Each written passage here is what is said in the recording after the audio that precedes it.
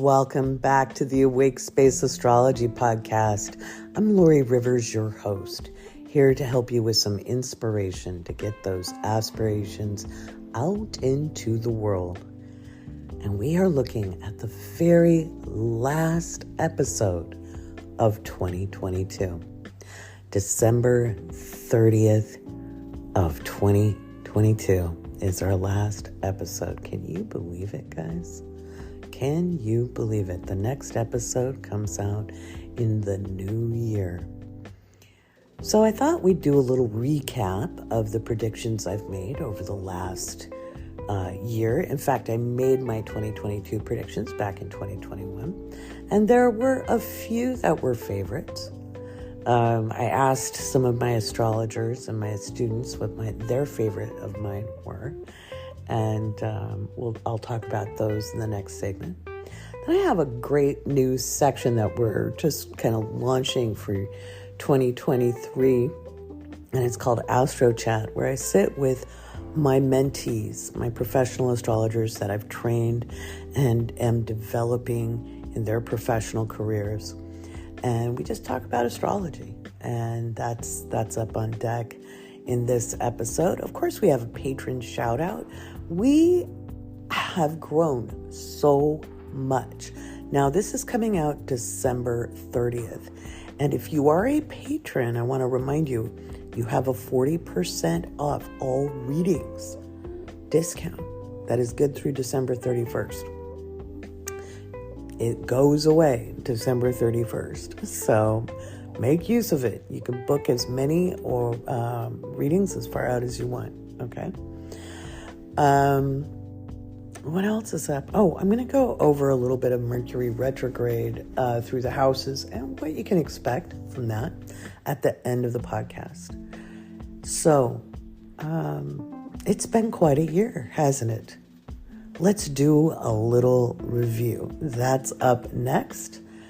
And after I tell you a little bit more about Anchor, it's the app I use to record the podcast. And I love it. So that's next.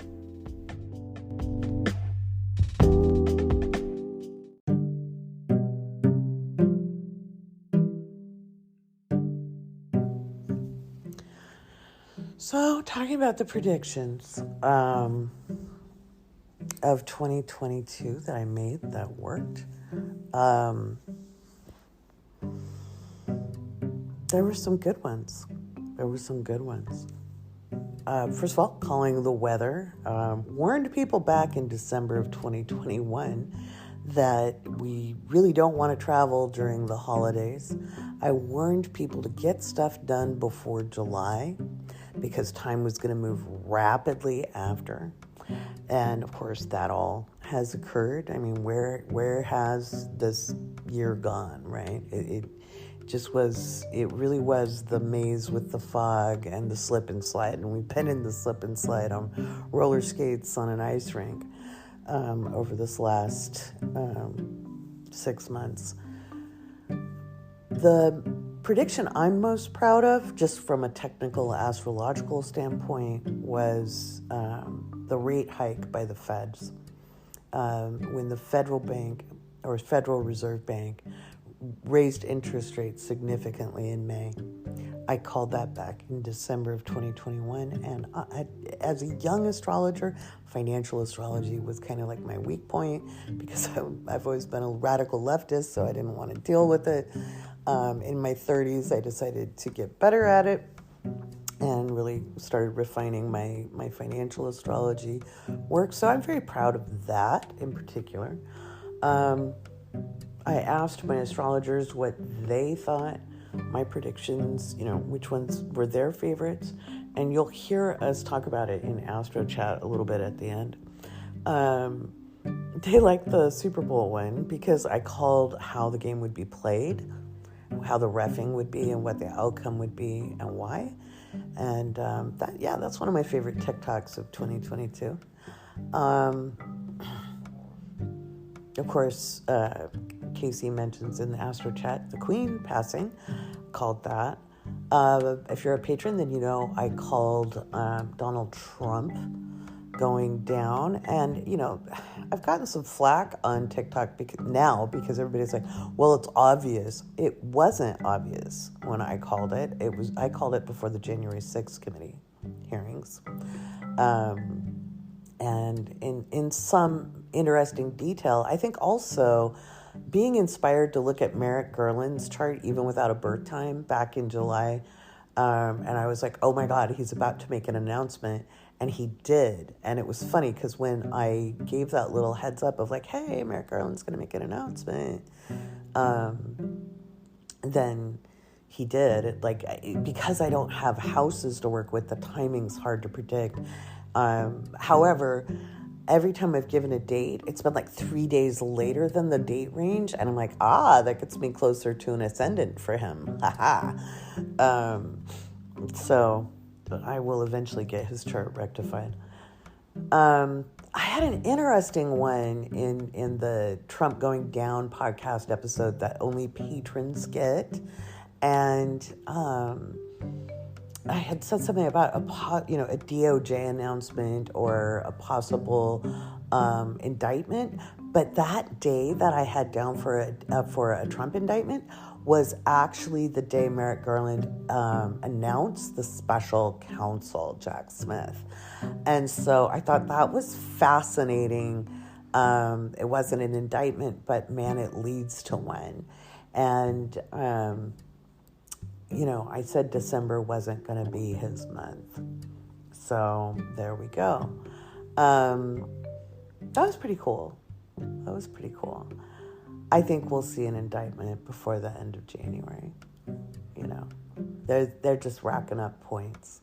So I think it's going to be very interesting. I think, honestly, I've been more concerned that there's a kind of a bigger problem from within the various branches of government, and they're playing kind of a dangerous game, and it's kind of a last stand. We do have a constitutional crisis coming up in January. It'll probably play out, into February, March. And if you want to know more about the 2023 astrology, you can look back at past podcast episodes, just some of the latest ones I've done, as well as my 2023 Year Ahead seminar. It's a 2-hour seminar. And the people who came to it live got the Q&A as well. That's another hour. I was exhausted after. These are all mundane events. On an individual level, things can be so different. I expect a really good year in 2023. I think it's going to be an uncomfortable year because I'm going outside of my comfort zone. So we're going to see some growth, which is kind of exciting. But at the same time, it's uncomfortable. And that's what I really urge you guys to do. Sometimes I'm in readings and people will argue to be as they are versus who they can be. I'm showing windows of opportunity, giving strategies, and people are so committed to their social cultural programming. And I don't say that as a diss or a blame. It's just so it can be so entrenched and insidious, and arguing. And I'm like, hey, attitude is everything. Attitude is everything. And if you want things to switch and change in your life, the only thing you have control over is how you're responding. And that can sound like a blame thing, but it doesn't have to be like happy, toxic positivity. But you have to be open to possibility as well.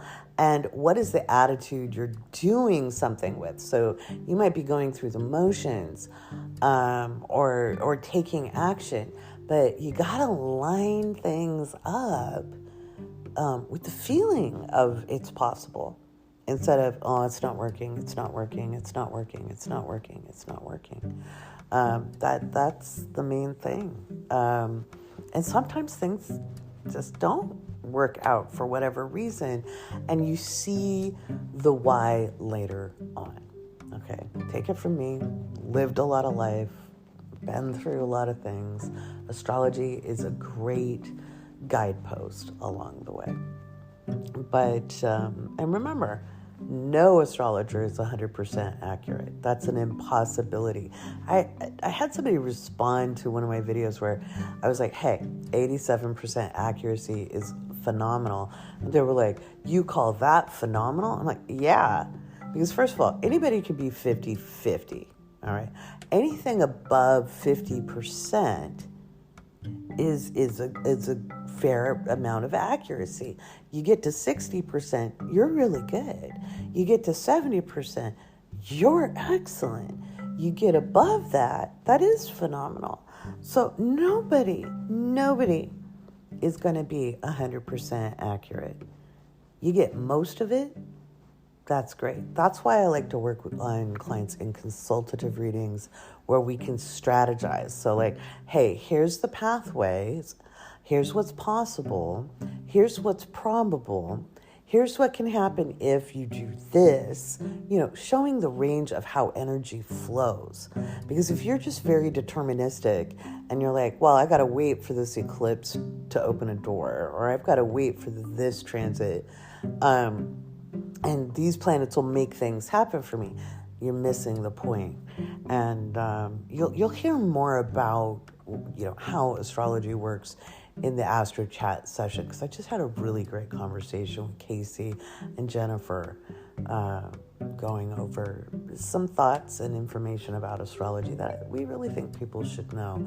Because pop astrology, it's pop astrology. It's like pop psychology. It's not the real deal. It's oversimplified. It's overgeneralized. And astrology is nuanced. And it's a language. It's timing. It's watching the cosmic clock. And yes, there is some causality, but we always have a choice in how we move either with or against the energy at play. Okay? So just like I said, I have some resistance coming up about 2023 and some of the moves we're going to be making. It's nerve-wracking because some of it I've resisted. I've just resisted it. And I've got a Pluto transit going on right now. Pluto is opposite my Sun and my Mercury, and it will be all through 2023, except that brief little time when it's in Aquarius. I'm really looking forward to that. And so, I have to let go of some of those old ideas and ideals that I've had about myself and who I am. And so, maybe some of my principles that I use to say, well, I'm not going to do that because it's against my principle. Maybe that's a form of self-sabotage. Maybe not all of those principles are rooted in real truth. Maybe some of them are based on fear. Self-examination is really necessary as we grow. Even if if you're dedicated to a path of being self-actualized, you have to understand there's no such thing as being self-actualized or self-realized. It is always a process of self-actualizing and self-realizing. Okay, we are always becoming. Okay, we are always growing until we're done. If that's how we're choosing to live life, right? Instead of allowing life to happen at us or to us, we're choosing to be an active participant, right? And grow and change and evolve. And so I just kind of want to leave that with you. I really urge you, if you are a woman or you present as female, to get some self-defense classes in 2023. I think it's going to be really important because as patriarchy starts to unravel, you're going to see more and more men, especially cis men, who are aggressive towards women, kind of acting out. And self-defense doesn't mean you have to wallop the snot out of somebody. If you listen to the little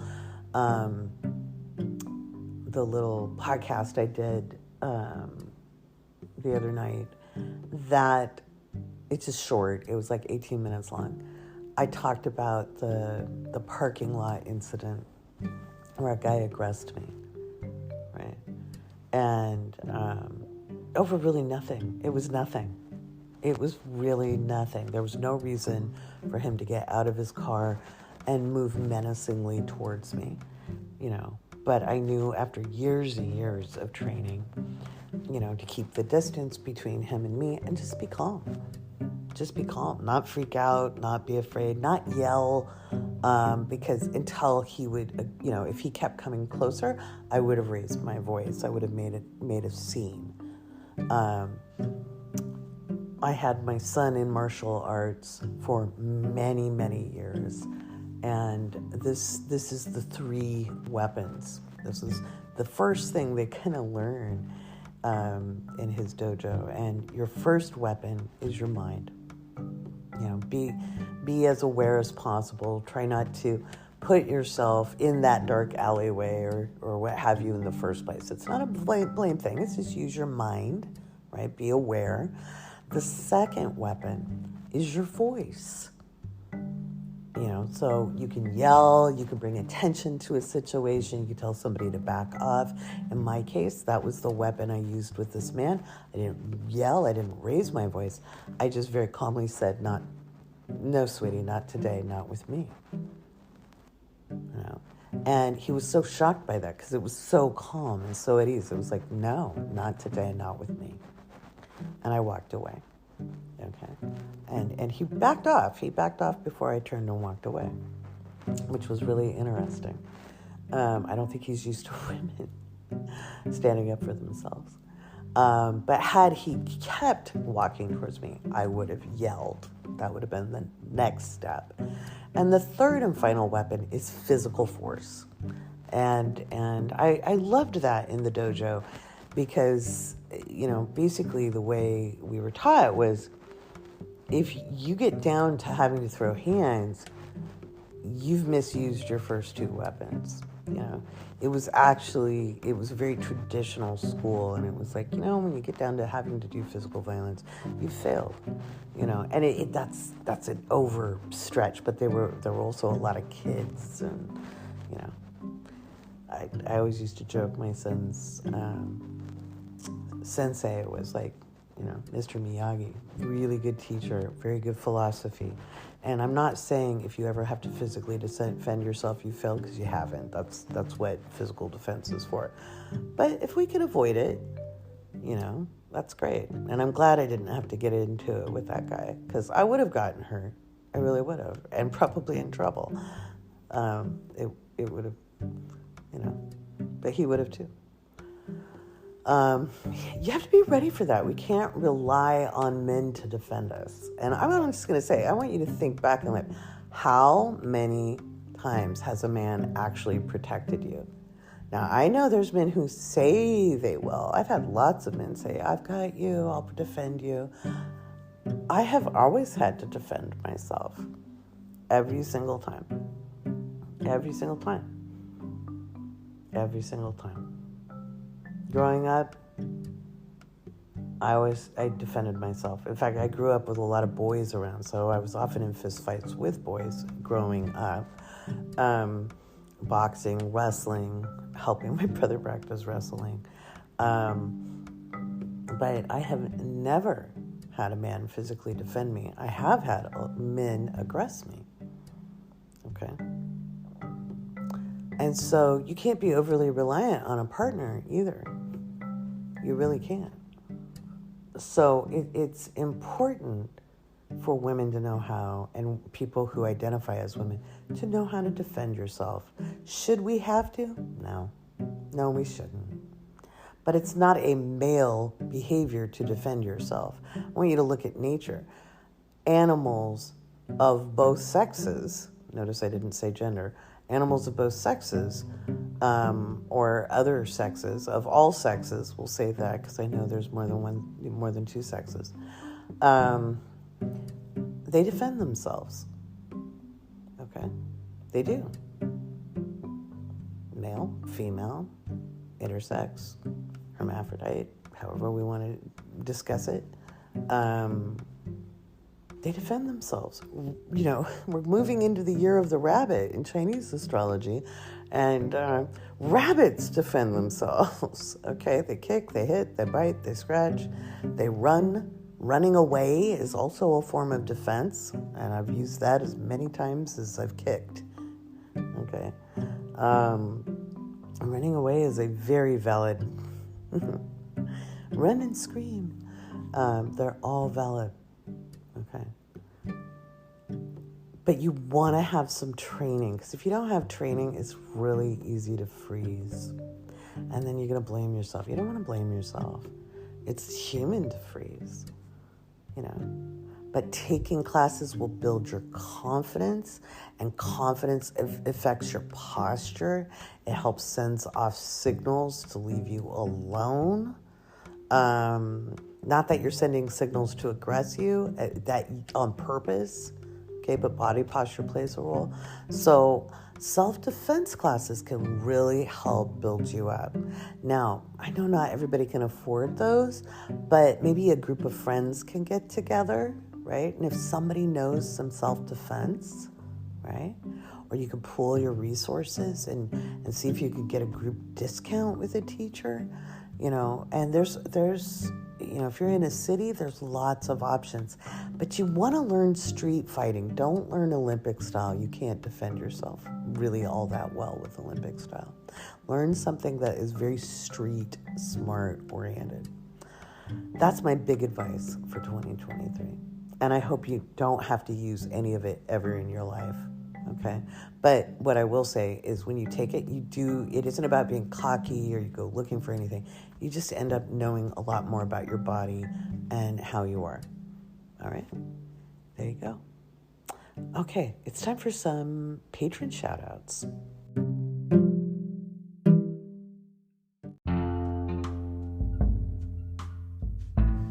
All right. It's my favorite part of the show. We have our patron shout outs. I am so proud of what we've accomplished this year, guys. What a year. We made it. We made it to the end of 2022, and the beginning of 2023 isn't going to feel a whole lot different. Remember, walk in your power, shoulders back. We had a great time setting our intentions. Some people got a good nap in, and that's okay.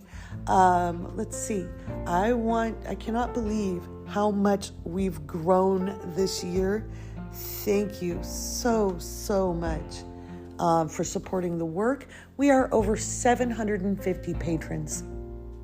We more than doubled because we didn't reach, I think, 300 until like May.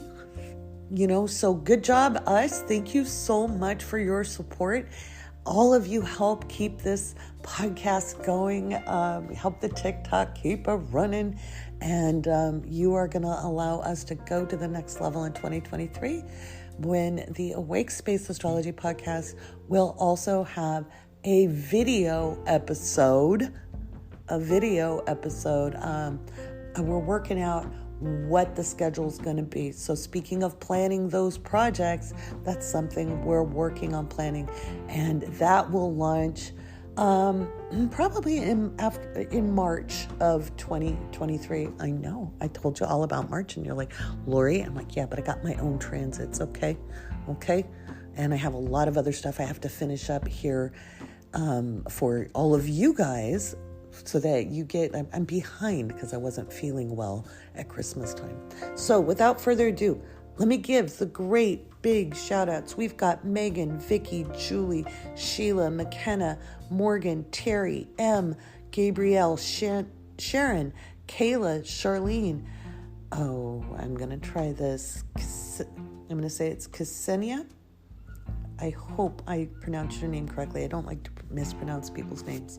Lauren, Teresa, Heather, Nick, Stephanie, Amy, Bertha, Teresa, Marina, Damien, Amy, Lacey, Jen, Seth, Cassandra, Melissa, Ronnie, Lexi, Luna, Robin, Caitlin, Bethany, Chrissy, Christina, Megan, BW, Julie, Joshua, Esther, Ryan, Brissa, Athena, Meredith, Samantha, April, Gabby, and Anna, Christina, Bethany, Jen, Ronnie, Luna, Caitlin, Megan, and Chrissy.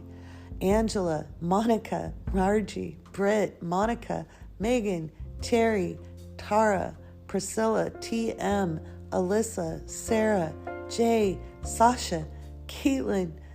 My gosh, so many new people. Amanda, Claire, Mary, Jeffin, Angie, Tara, Chaslin, Jennifer, Kat, Caitlin, Becky, Sully, Anita, Lilith. Boom! What the hell? What the hell? What the hell? I want to thank all of you so much, each and every one of you, for your support. It means the world to me. Big shout outs to the mods on the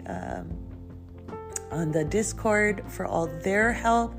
You guys have made 2022 an amazing year. We have Sister Luck, that is Kathy. She is got a big heart and a smooth vibe, and she is one of our most wonderful socially mods. We have Mackenzie, or McDubs, and Mackenzie is not only one of the natal astrologers that I have mentored and trained. She apprenticed with me and is still apprenticing in more advanced astrology. She is an amazing, lovely being with some really mean meme action. Let's see, Shane, who's Shanette on the Discord, absolutely wonderful, very funny. He has his own timeout thread now. And we have Rita. Rita is both a wonderful moderator, great sense of humor, keeps things spicy and fun, and is an amazing astrologer as well. Jen is my Discord diva. She helps me with the text side, and she has a very dry sense of humor, and she is totally where it's at. She's a fantastic astrologer. You'll hear her on the Astro Chat part of the episode in today's episode. Sorry, it's late. I'm trying to get this done so you guys can listen to it first thing when you get up. And we've got Kaycee. Kaycee, you'll also hear her talk with me and Jen in Astro Chat. She's a phenomenal astrologer. She's a brilliant writer, very funny, and she keeps everybody posted in all the right places. Absolutely phenomenal, guys. I want to thank every single person. So, you guys, it's been a long walk. We've had an interesting year. We've laughed together. We've cried together. We've held space for each other, and thank you. Thank you. As I always say, without you, there is no me. You are greatly appreciated, and I am honored to be of service to you.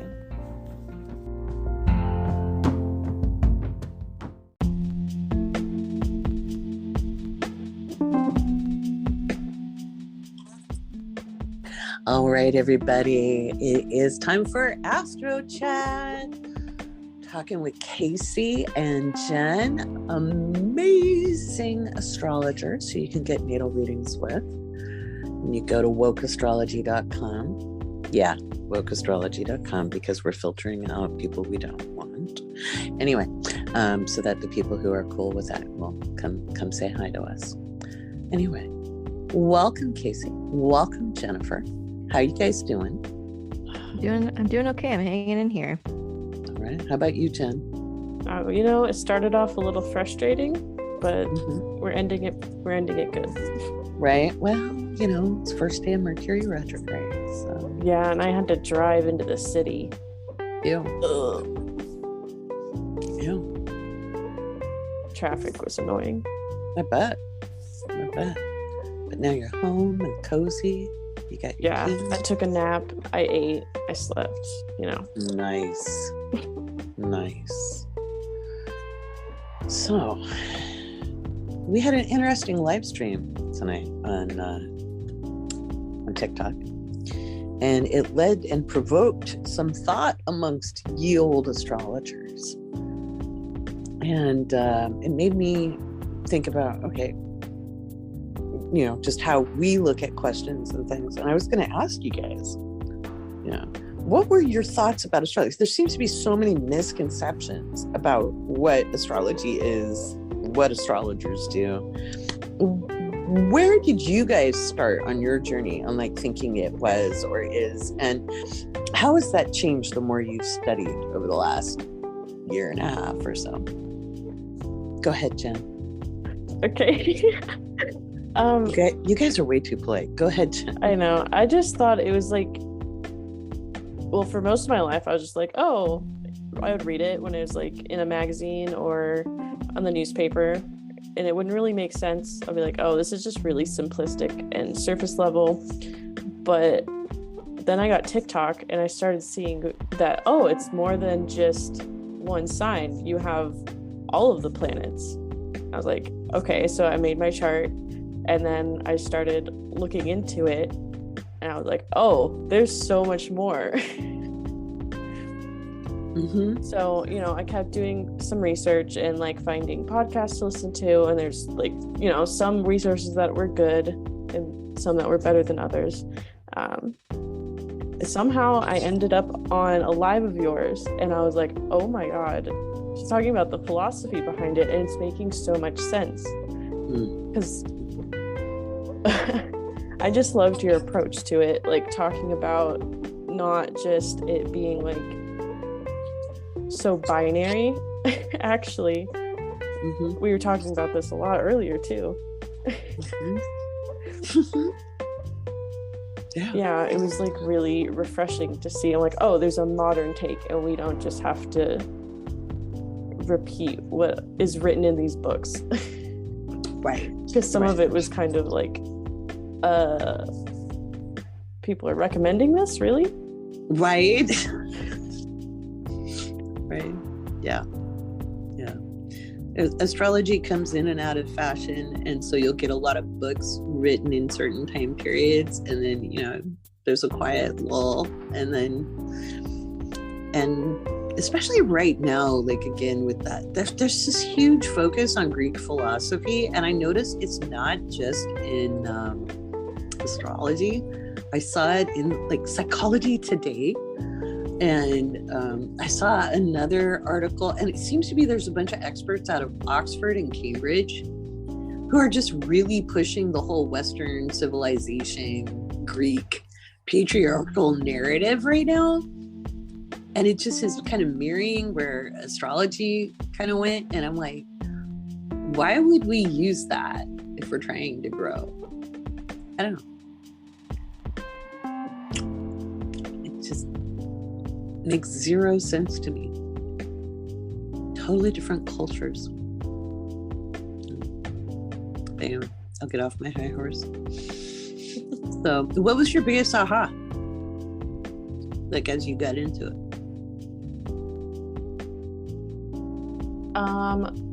Okay, it was a Pluto transit. I kind of just realized like, oh, okay, this is just going to happen, and I can either like work with the energy or I can fight against it. I started working with it, and shit changed so well. Yeah. I'm like, all right, we're just gonna go with the flow, and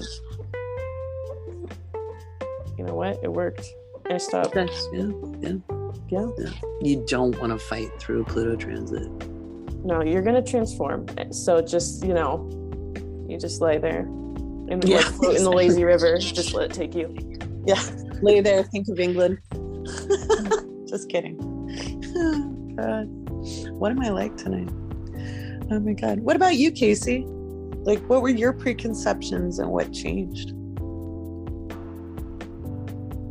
I think I would say my biggest preconception was that, like, I had the idea that it was, what I knew of it was sort of like, you know, the way that personality tests and categorizations kind of, you know, helped me understand myself better. Like, I kind of had a similar relationship with what I knew about astrology, which was very little.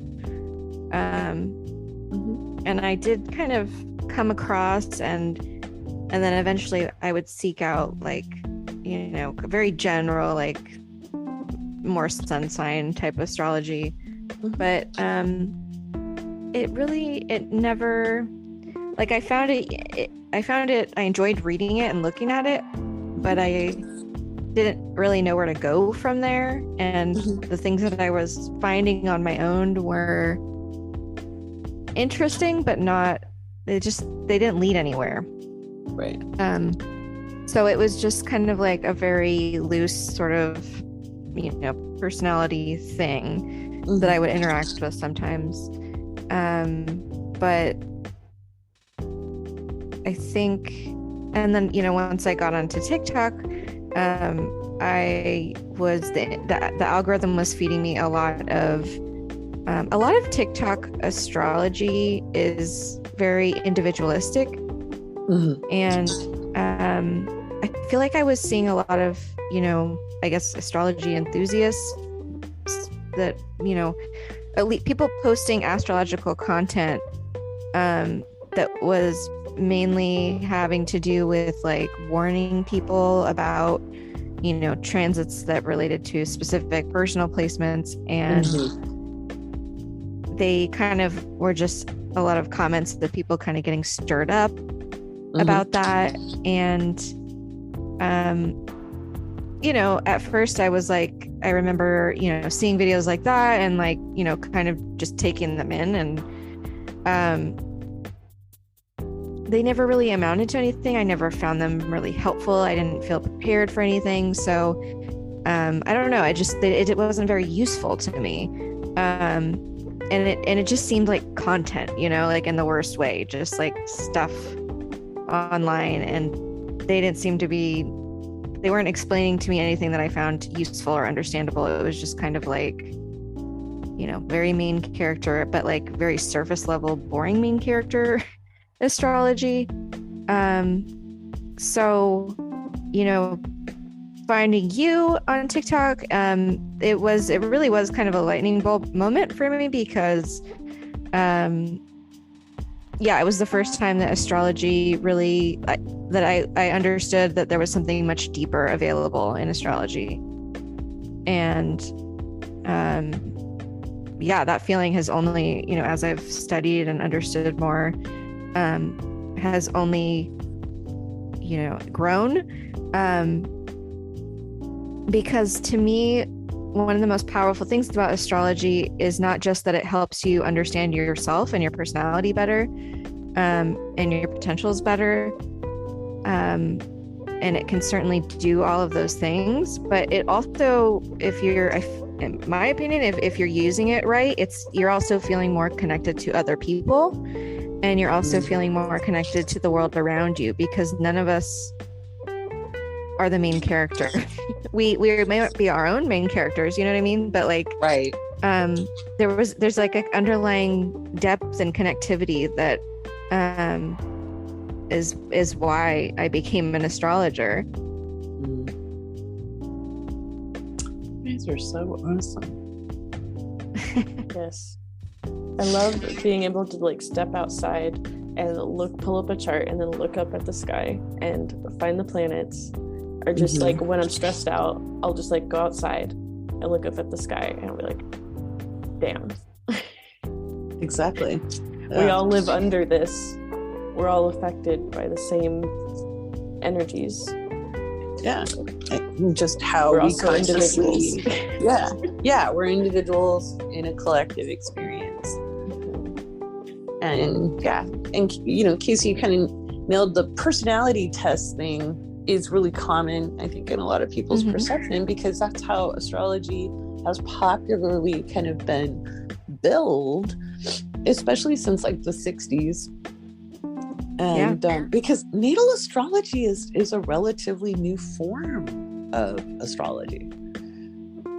Yeah. It isn't the OG. Mundane is the original. Most people didn't even know what day they were born, let alone what time. You guys were both enthusiastic students. It was kind of funny. And well, Jen was super enthusiastic. Kaycee, I don't normally do these kinds of things, student. I love that still. It still makes me chuckle. Let's talk a little bit about, because of being able to look up at the sky, we use astronomy. Astronomy and astrology used to be married. They were part and parcel, and they still are. Like, people act like we don't use the astronomy. And the part of astronomy we most use are orbits, because that's the movement of the planets. Each planet has a speed and its velocity, its trajectory of its orbit. How has that shaped your understanding, knowing that, how that works? It has been amazing to me because I've always kind of been a little bit of a math nerd. It wasn't ever like an easy subject for me, don't get me wrong. But it was like a fun challenge. And astrology, I found, has been like the same, but bringing in my love of philosophy to that as well. It's like the marriage of two things that I knew were connected, but I couldn't quite figure out how it was for most of my life. But now I get to do that. I'm like, right? Well, oddly enough, all of those subjects were married until the 18th century. It has been amazing to, like, as I'm reading, I'm like, wow, all of these people that I have read about, that I have used their, mathematical techniques, have been astrologers as well. Yeah. Philosophers, astrologers, alchemists, wizards. The idea that people were, it is only really since the naissance of the Industrial Revolution in the 18th century, the beginning, that we started separating everything out, separated arts and science and everything. And I think that was an important part of the journey, to kind of separate things out. But I think with Pluto and Aquarius, we're going to start like almost like a unified field of understanding. I think that's going to develop. I think that's a great possibility. It's Mercury retrograde. Why not explain to people why this is nothing to fear? That it's not like a big surprise. Why would that be, speaking of orbits? All of the planets that aren't the sun and the moon go retrograde, just because of the way that we are going around the sun and the moon is going around us. It happens like 3 times a year. It's not anything like life-changing.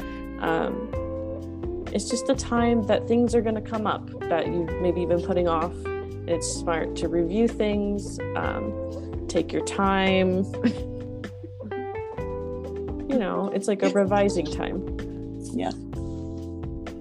Mercury retrograde is just a time of review. It is not responsible for all of your shitty decisions, folks.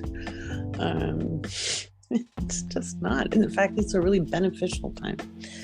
And every planet, again, you're right, Jen, every planet appears to go retrograde, because it's an optical illusion, in their own time frame. So Mercury does it like 3 times a year. Venus does it every other year. Mars does it every 2 years. So our next one is in 2024 for Mars. Wow. Yeah. Good times. Good times. Those are the longest transits. None of it's making anything happen. It's reflective. How did knowing that change your opinions or give you ahas? Like, knowing that the planets aren't making anything happen is reflective of the time we live in. I think your way of describing it as everybody is a walking transit of the time that they were born. That specific location, the snapshot of where everything was, that's you. Crystallized into physical form. I was like, oh. that makes so much sense to me. And it's always changing as, you know, as the world turns. Yeah, as time goes, as we experience it from our perspective here on Earth. That's why certain people get along better than others, because they kind of represent a good transit, and other people might be from a more, you know, challenging transit. You know. Yeah. And also the conscious expression of energy. Yeah, there's not, energy doesn't just express in a singular way.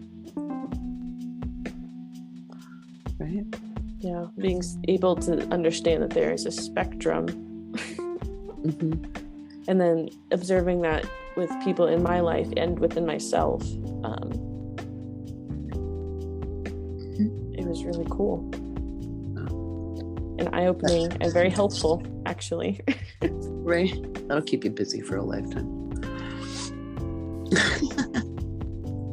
And I think the average person that doesn't know much about astrology also thinks that that's what astrology is like we're looking at the planets as, you know, some kind of dictator of, you know, what's supposed to happen or who we are or something like that.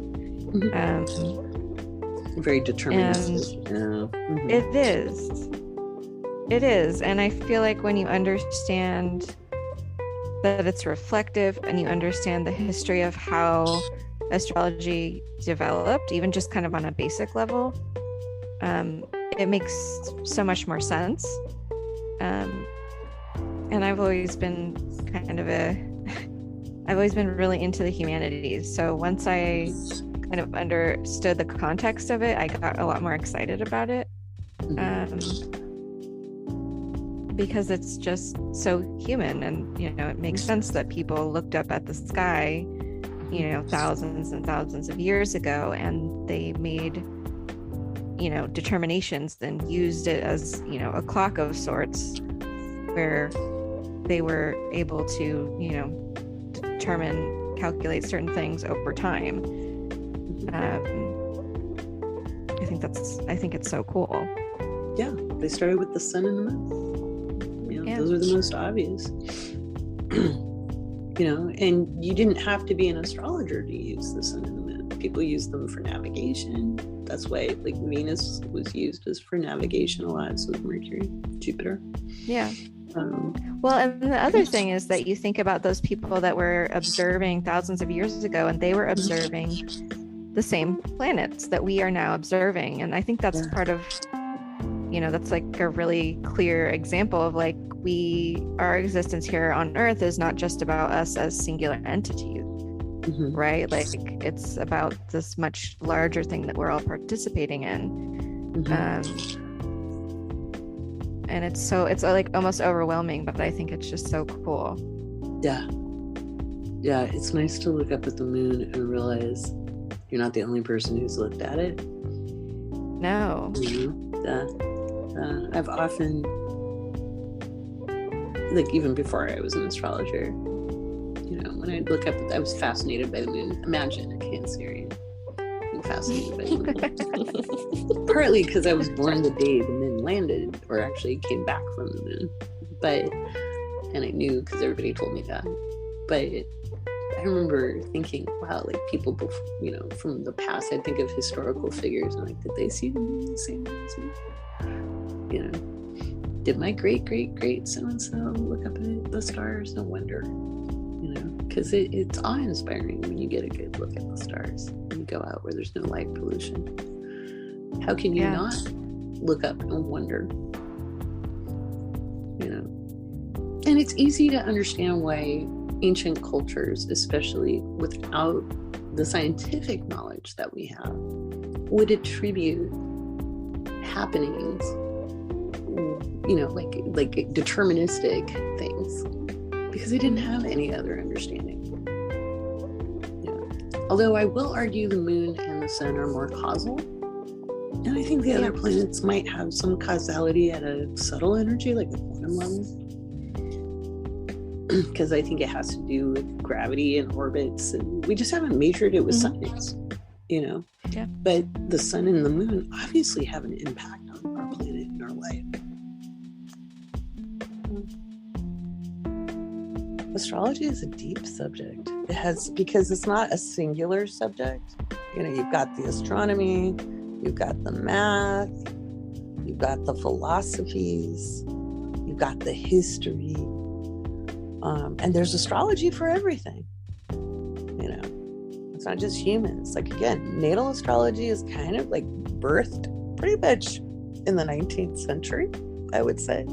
It might have started a little earlier than that, maybe the 18th. But it really caught hold in the 19th century, especially when spiritualism came up. And before that, it was really about events and prediction. And then in the 60s, they really tried to get us away from the fortune-telling aspect, you know, the predictive aspect. And even when I was becoming an astrologer, if you did mundane astrology and you weren't well known, you didn't say it in professional circles. You just didn't. My transit readings were a little different, but even then they kind of would be like, it was all about personal growth and psychology, because they were trying to lump us in with that. And so some of us had to be like really quiet about our medieval studies. But some of that medieval astrology rocks. You just have to know how to read medieval manuscripts properly and not take everything literal. You have to know how to translate it into a modern concept. So that's why I like William Lilly's work, if you ever get a hold of his books. You cannot read them for literal. You have to be able to transliterate from a medieval. You have to have a grasp of why people believed what they believed. You know, you have to add in a little sociology, a little anthropology. Yeah, astrology brings in so many subjects, which I love, because I love to study so many subjects. Right? My little geeklings. What about you, Kaycee? Humanities? I actually forgot the question. What was the question? I think we're just meandering conversationally about, okay. I was like, did I miss our favorite things about astrology? Yeah. I mean, I think, you know, obviously in you're looking at astrological texts, it's really important to know the context, because I think especially when you're first coming to astrology, things might seem more black and white, and a lot of people will present them to you in a really black and white way, like, you know, Scorpio bad, whatever, you know, like there's a lot of stereotyping and like overgeneralizing, I think, that can happen. And you know, if you don't understand the context of when, you know, like planets in aspect, like when that was written, who was writing it, you know, if you're looking at certain things, I think you're gonna miss out on how it can be, how you personally might use it, you know, something that was made decades before by people that have different experience than you, and at least, you know, a few ways probably. You know, and same goes through, you know, medieval texts. You want to understand, when you're looking at any kind of information, it's a good idea to have more information about, you know, why that information existed the way it did. But that's just it's just like why things were called malefic and benefic, you know. It's like square. I think it's so bizarre though. It's so bizarre to hear astrologers, like contemporary astrologers, still kind of talking about that stuff, because, you know, before I knew better, I wondered about it, and I did wonder, I remember even asking you about it very, very early on because I was hearing it thrown around, and it like did not click with me. And it still doesn't. And the more I know about astrology, I'm just like, it feels so dated to say that something is necessarily good or bad. It does feel very like deterministic and weird. Yeah, and it's perceptual, and the reason why things were called malefic and benefic, if you go back and you have, let's say, a limited concept of the world, just again, lack of science, lack of exploration, they were developing, right? It was a certain stage in human development. And so when you're facing, and people, we still do it in a modern sense. So look at how we take death so. What was the question? I was getting lost in thought. I love us. It's easy to do when we're talking like this. I know, because we just hit these slipstreams of consciousness. But we're talking about the why we're educating people about astrology this way versus just being like, screw it, we're just going to lean into the popular stuff, or we'll just go for clicks, or why do we spend so much time having these slipstream conversations? Why is it important to you? It is so important to have nuance when you are reading these things. I think people can kind of just use it like as boxes they put people in, and there's like no room for change, and they think they're locked in the way that they are, and they're only ever going to be this way. That's not true. There are better or more comfortable ways to live. You've used it just this year for you. Yeah, I like to give people tools so that they can, live reasonably content. Yeah, reasonably content. Yeah. And it's not as hard as you think. I promise.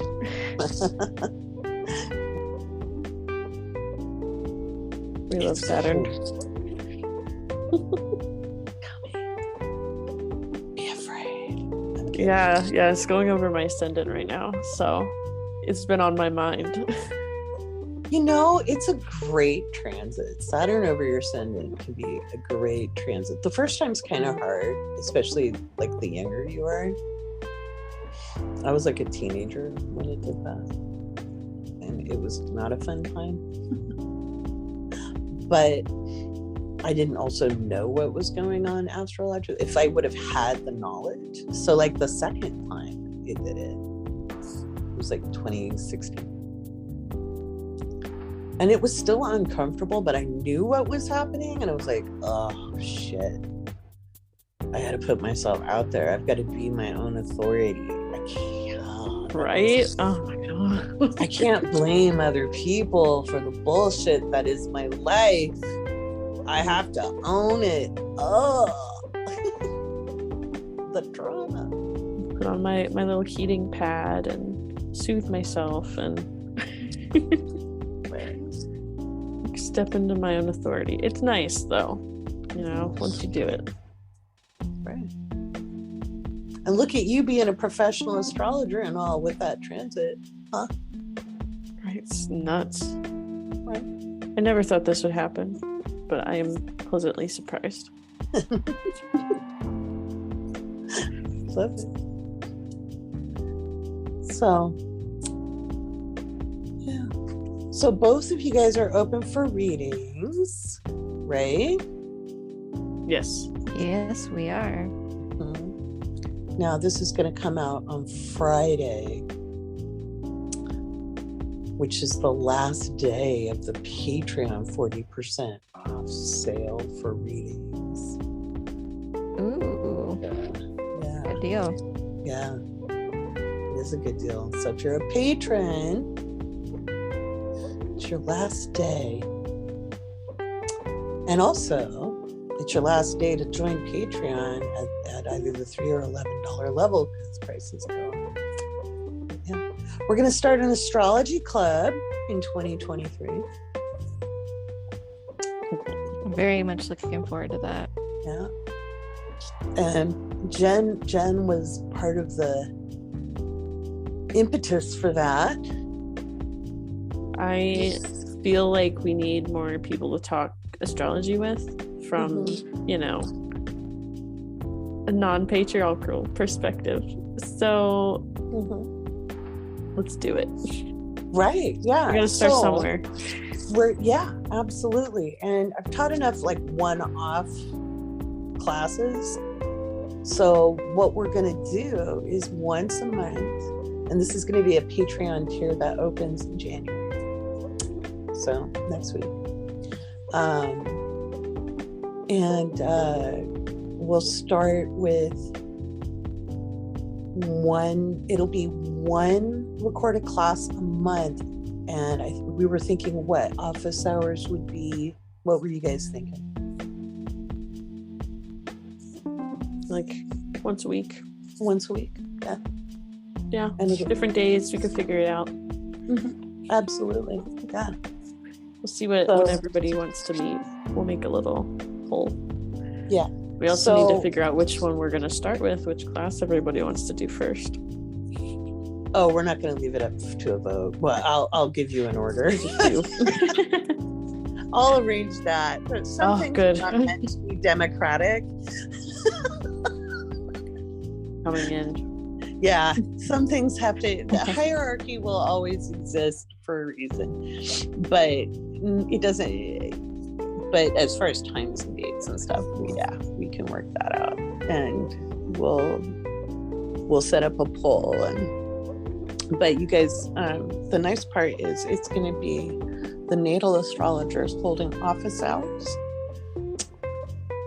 They are vastly knowledgeable. They are not chopped liver in the least.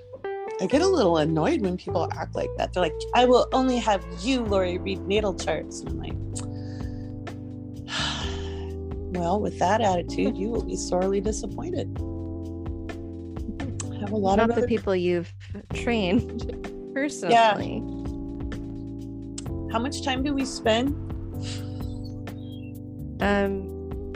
And it's an extreme amount, I would say. Yeah, I think we're all married now. We have a lot of Scorpio. We're married to the game. We are obsessed. Yeah, this is really a lifestyle for us. We do be knowing. Yeah, this is not like they took a couple of classes and I called it good. So, like, I constantly pestering them. So, no, these guys are good. And I am a very picky person. So, a lot more picky than people might think. So, somebody said, oh, selective. I'm like, nope, I'm picky. I'm picky. Picky and choosy. These guys are great. All of them. And I think that I want more and more people to have such a great understanding of astrology and be able to communicate it in meaningful ways. And, you know, that has to have a lot of interpretation out there. So you guys are amazing. And I appreciate you. So we're going to start 2023 off with a bang. Well, it doesn't really start off with a bang, but it actually starts off really low key. It bangs mid-month. The rest, let's see, I'm going to end the episode with what you can kind of expect from Mercury retrograde by house.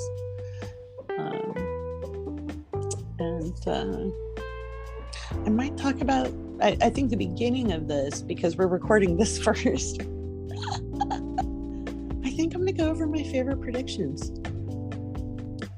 What I got in 2022. My personal fave is calling the rate hike. Do it. Yeah. The Fed rate hike, I called that. Yeah. Like, bingo. And I used my weakest subject as a young astrologer was financial astrology. So I was really proud of that one. Of course, that was like 1996, 95. I wasn't great at it.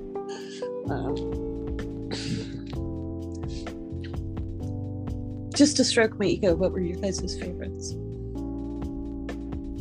God, I'm trying to even remember this year. I know. I thought the Super Bowl one was really funny. The Super Bowl, yeah, right? That was really hilarious. It was like how the game went. I was like, yeah, play by play, man. From reffing to how the game would go. Yeah, because I also don't really care about sports, so it was just amusing. Right. Well, that was the fun part because I was like, I don't give a fuck about sports. I think they're a waste of space and time. But okay. There are several predictions. I mean, the Queen dying. Yeah, the Queen. Yeah, I called the Queen. Yeah. The Queen's gone. Donald going down and getting dragged. Yeah. Oh, that one was delicious. Right. Yeah. And it's funny because now people are like, well, it was obvious. I'm like, it wasn't fucking obvious when I did it. Yeah, that's obnoxious. I made that prediction on June 14th, which was Donald Trump's birthday. And I called his December. Just wait till January. I do love having accurate birth times. I love that. Right? Yeah. I love having timestamps for things. Makes you start collecting information in a totally different way, doesn't it? Yeah, I'm always like, okay, and what time and what place? Right. And Well, you guys know my best friend is Kirsten. Kirsten Joyful Life on TikTok is my real life best friend. And her grandson was born he has a true Aquarius stellium. And it's also the great conga line because he was born in 2021. And during the Jupiter-Venus conjunction on top of it. But his Mars is square, all of that. And it's a third house stellium. He is the smartest, brightest little being. And from the moment, literally the moment he took his first breath, his grandmother, my best friend, texted me his birth information. And I had that chart up so fast. And I gave them all this information. I recorded it and I sent it to them. They still use it. And she'll just say, oh my gosh, I am so glad we had this information because he is everything you said he'd be and more. And we've been able to support him. And that's just so cool because in the wrong hands, he could be a totally different person. Yeah, that's my favorite thing is to see how someone can be supported and grow. Yeah. Strategies to get there. It's all about living a nice life. Right? Just having a nice life. What about you, Kaycee? What's your favorite thing doing for people? Besides blowing their mind.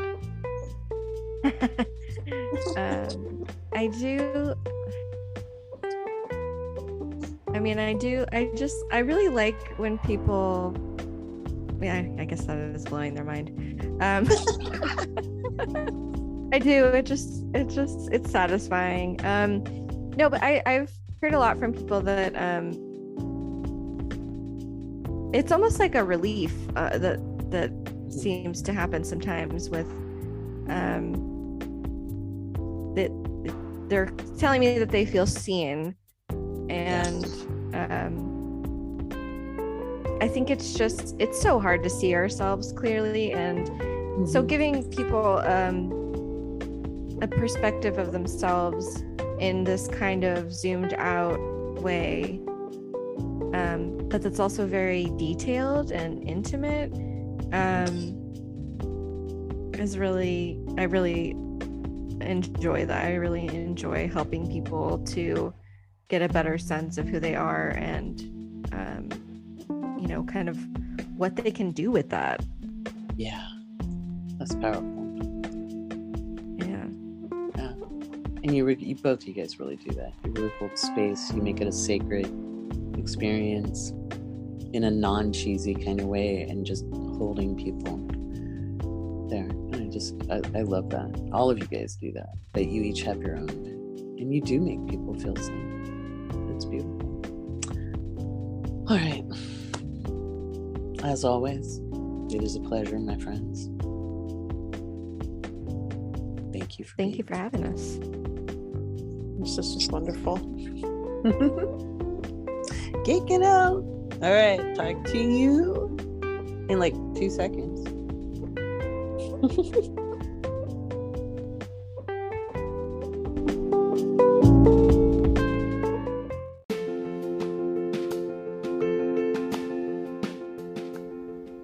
Here's your Mercury retrograde survival guide, depending on what house Mercury retrograde is falling into.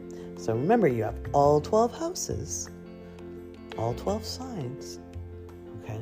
I know reading charts can be difficult, but patrons, especially patrons, you have access to the free 3-part video series called Intro to the Natal Chart. And it's a really good, thorough walkthrough of what the lines and squiggles and pieces of pizza, slices of pizza, pieces of pie that make up your astrology chart, okay? So, and that is in every crunch report that every single patron gets. So, if Mercury is retrograde in your first house, okay, then you're having to rethink things about your identity, about how you think about yourself. It's a great time to dump stinking thinking, okay? It's a great time to reevaluate how you put yourself out there. It's a great time to reimagine your personal style, how you advocate for yourself, how you communicate to the world about yourself. And again, it could be very, very physical and seemingly shallow. Your image, okay? It could be about plans you have for yourself. It's looking over the things you want to shore up about yourself. And if you really want to make it through the next 3 weeks, I would build on what is going right. So what's really right about you and about how you put yourself together, how you put yourself out there. Don't be in the self-criticism, because that's going to put you into a spiral. If Mercury retrograde is happening in the second house, okay, we are looking at how what your revenue streams look like. First of all, if you own a business, you might want to evaluate how money is coming in, not what you didn't make, okay, or how far you are from your financial goals. You want to look at where is it coming in, where would you like it to be coming in, not how are you losing it. That austerity mindset is going to screw you over, okay? This is a time to look at where is the flow coming in, okay, and how would you want that increased. Doesn't mean you don't balance the books. You're probably taking looks at all kinds of different budgetary items. But you really want to look at what is bringing the money in, because the second house is about how we attract resources. And resources are more than money, okay? They're physical assets. You know, they're, if you don't have a lot of physical assets, it might be a time to look at what kind of appreciable, I can speak, assets are available and what you might want to acquire, okay, in the next 12 months or so. Right? This is a great time to do some fiscal planning for 2023. Third house, if Mercury is retrograde in the third house, you want to evaluate and revise any written documents. If you have any writing projects, photography projects, any kind of anything you're sharing, your thoughts, podcasting, anything like that. If you have that already in process, it's time to revise it. If you have any projects that got shoved onto the back burner, now is the time to pick them back up. And since it's doing this in my third house, boy, do I have a list. I'm trying to get all of that done. I wouldn't work on anything new unless you're doing planning and setup, but I wouldn't start anything new until Mercury is direct. So if you're looking at doing a whole new podcast format, hint, hint, we're going to be doing one here, that shouldn't start. Don't start filming or recording until after Mercury's direct, but you can plan it out, especially if it's been something you've been kind of brewing, but get those other projects finished first before you start anything else when Mercury is direct. Get stuff done now. If Mercury is retrograde in the 4th house, it is a really important time to go over any home repairs, any kind of generalized maintenance, any honey-do lists. It's a time to review family patterns. It's a time to review maybe communication within the family, in your direct home or within your immediate family members. So, your mom, your dad, less siblings, more mom and dad, grandparents, things like that. If you're not dealing with them, you might want to reminisce over what you gained in those relationships. Even if parents have been not the best parents, you still got something out of it, even if it's how not to be. Because they were like this, I became ambitious here. For you, you like to have a nice, stable, physical home. And so you want to be reviewing what that stable home life looks like. Okay. If Mercury retrograde is going through your 5th house, it's a time to review how you create, what makes you nervous about putting your work out into the world, your creative work, whether it's art, pottery, your creative self. It's how you take risk, whether you're dating. It's not a good time to date. Don't text your ex.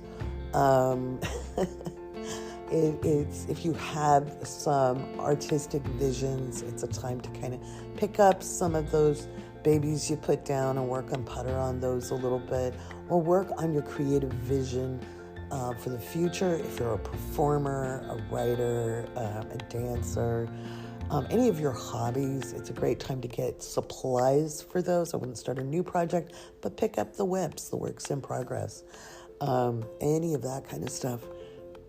And then work on your stage fright. Work on your stage fright. Work on your fear of rejection. Because the 5th house rules that anxiety surrounding rejection. All right. Got a frog in my throat. If this Mercury is retrograding through your 6th house, you want to reevaluate your daily routine, your health regimen, your work schedule, and even your job. You might have some projects from work that need to be finished. This is the time to work on those. If you get assigned anything new, just know it's probably going to go tits up. Look at your schedule, and is it working for you and your health? And if you've had issues with joints, okay, so maybe your knees or your hips or your elbows, what have you, and you've been trying to get a doctor to listen to you, now's a good time to go back in and have a revisit. If you're having tests done during this time, just know that you may have to do it again or ask for a second opinion, because Mercury retrograde, sometimes, tests don't work or results are off or they have to do a different thing, so be aware. If you're having surgery, it's not all doom and gloom, okay? It really isn't. I know there's traditional astrologers out there who would freak out about it, but when we're dealing with Mercury retrograde, it's all about resolution, okay? Are you, you're revisiting, you're revising, you're resolving an issue, okay?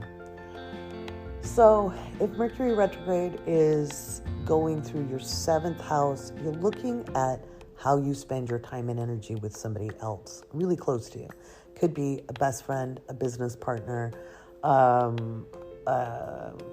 It could be a spouse, a live-in, somebody you're living with and partnered with. It's much more deep than a 5th house relationship, which is dating and fun and play. So if somebody has, if you've got the retrograding there, you're observing how you spend your time and energy with somebody else. Is this contract fair to you? Are you giving more than you're gaining? Is it equitable? Okay. Are you giving as much as you're getting?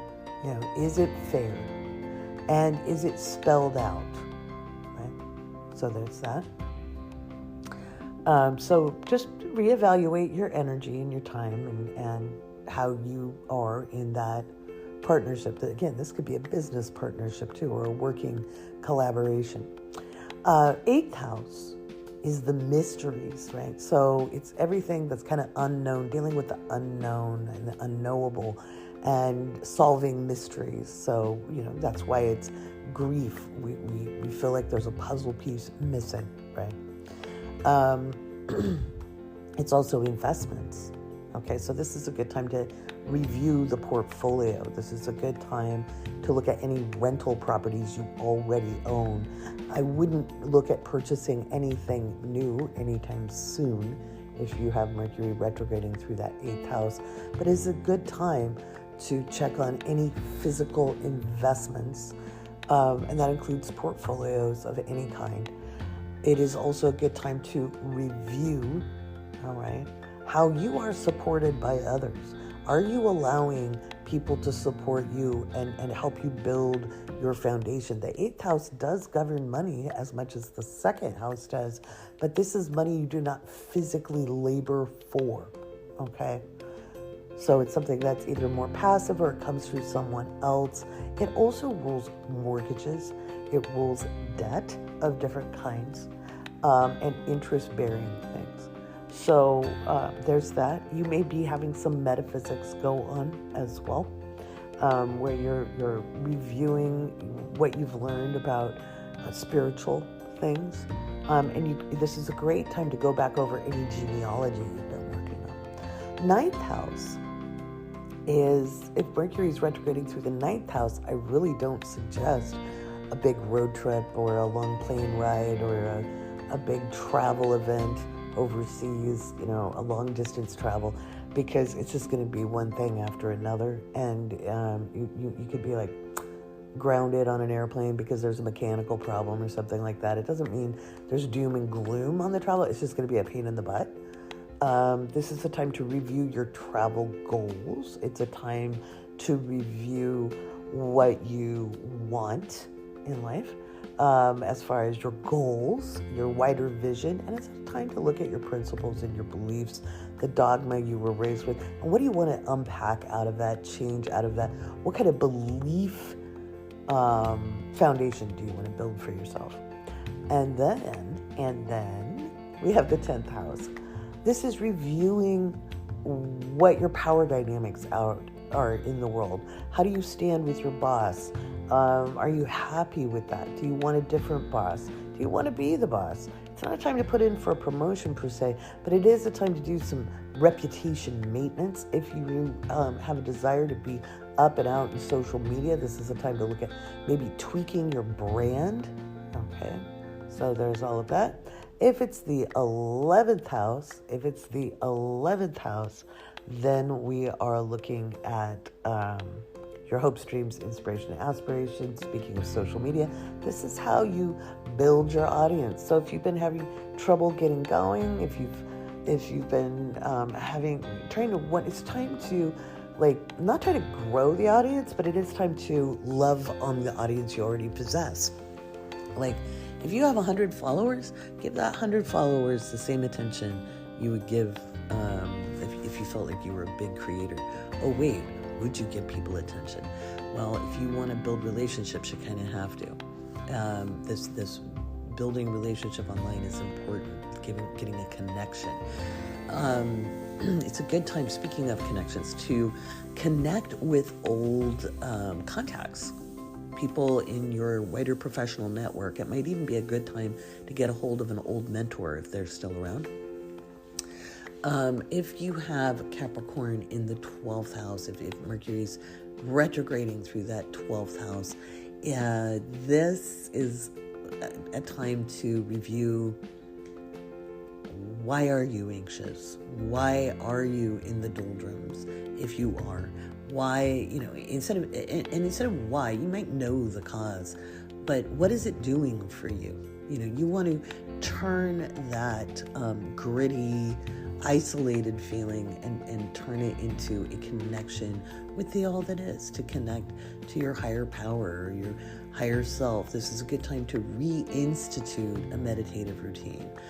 For you, it should be more of a physical meditation or an active meditation, like knitting, crochet, something with a little bit of discipline to it, where you have to pay attention to something. That'll help a lot. It's a great time to tune in and get quiet and review and allow, and kind of maybe go over some of your spiritual beliefs. Ninth house is like religious dogma, your principles, kind of hard and fast rules, black and white, thinking good, bad, things. 12th house is a little more ephemeral. We're looking at our connection to spirit, source, the all that is. And so, you like tangible, see it, taste it, touch it, and you can really get worried about real world issues, like sweating the small stuff, but that doesn't help you, okay? So you want to reimagine.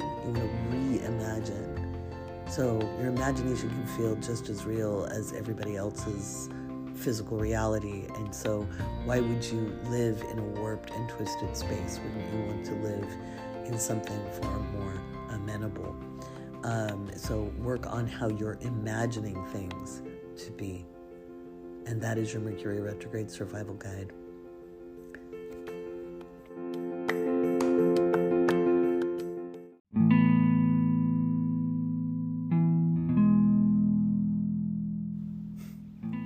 Well, we're going to wind this podcast up, and I want to thank each and every listener we have from the 68 countries. I don't care if you're the only person in your country who listens to my podcast. And hey, Seychelles, if that's Gerald, comment ça va, mon frère? I think it's my brother-in-law or someone related. But anyway, thank you for listening. Hey, did you guys know that if you are on the Anchor.fm app, now this isn't an ad, there's an ad at the beginning. But if you're on the Anchor.fm app, you can leave a voice message and I can include that in the podcast. I would love if you guys would maybe talk about your favorite predictions that I've made, or if you just want to say something or do a shout out. I'd love that. I'd love to hear from you. And I'll pick my favorites and I'll put them, maybe intersperse them in the show. 2022 has been such a phenomenal year in so many ways. It wasn't the easiest of years for anyone, and that includes me. We had a lot of big energy shifts, and it's been a wild and crazy ride, but I wouldn't trade a minute of it. We've really had a good year. I'm tired. I know you are too. And as we head into 2023, I just want to remind you, you got a couple weeks before the year really starts to take off. So deep breaths, do your best. I just want to remind you, today is the last day you can join my Patreon for the current pricing. Starting January 1st of 2023, the prices go from $3 a month to $5 a month. That's for the Mystic Muse tier. And I have to kind of name it something different for the $5, but it'll be close to Mystic Muse. And then the Astro Adventurer tier will go from $11 to $15. So if you want to lock in your pricing for 2023, that's what you want to do. We'll have a new tier as well. And if you're a current patron, you'll be able to upgrade to it. It'll be the same price that Living by Luna was, which is $33. And it's an not Astro Adventures. It will be an astrology club where you're going to take one of the classes I've taught. It's recorded, and you're going to study it for a month. And every week there will be office hours. We talked a little bit about it in the Astro Chat segment. So that's going to start in 2023 as well. I'm super excited to give the astrologers more time to geek out about astrology, have great conversations, showcase what they've learned over time and experience and mentoring with me. And it'll help expand your knowledge as well of astrology. These are all things that are super exciting to me. Again, it's an honor and a privilege to bring really good information that people can use and apply in their lives. And again, I am absolutely humbled. We have had about 75,000 downloads of the Awake Space Astrology Podcast between Anchor and Acast. And if you remember, I switched from Anchor to Acast in the spring, and then I just switched us back in November. We are listened to in over 68 countries. To have over 75,000 downloads of an astrology podcast that I basically started to kind of ramble and talk to myself, Venus and Gemini, that's huge. And I haven't really pushed the podcast except to our current patrons. So in 2023, we're going to grow the podcast a little more. And my daughter will be joining me. And so you'll be able to find out just how right Virgos can be. And it's going to be a casual affair. The Awake Space Astrology Podcast always will be a comfy, cozy place to feel safe, to get good information, and to help you find your own magic. And that's important because the next couple of years are kind of rocky still. We're not in smooth sailing for a little while yet. And, you know, it doesn't mean you can't have good times. It doesn't mean you can't have some of the best years of your life. And if you are, it's okay. You don't have to feel guilty if other people are having a hard time. Everybody kind of gets their turn, both good and bad. But you're not fated to any really awful destiny. You're really not. You always have free will to exercise. And it doesn't mean you can avoid circumstances, but that free will certainly helps you navigate the circumstances around you. And I will do my very damnedest to give you the best, most accurate, most thought out and applicable astrological information and metaphysical information I can give. And I want to wish you and your families and your friends and all the people you love a most wonderful, easy, and prosperous 2023.